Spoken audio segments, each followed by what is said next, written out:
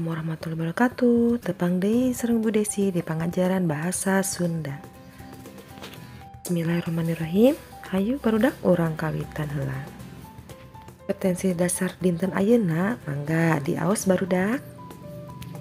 Hidup tangtu gaduh ibu sareng bapak, aya oge anu gaduh raka sareng rai. Eta teh namina keluarga hidup.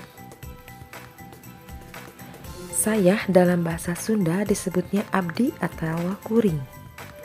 Mamah teh ibu, bapak teh ayah. Raka teh hartina kakak, rai teh adik. Ayeuna urang majengka ngaran-ngaran kamar. Ieu namina ruang tamu. Paminu ieu namina ruang tengah. Pami ieu namina pangkeng, nyaeta kamar tidur.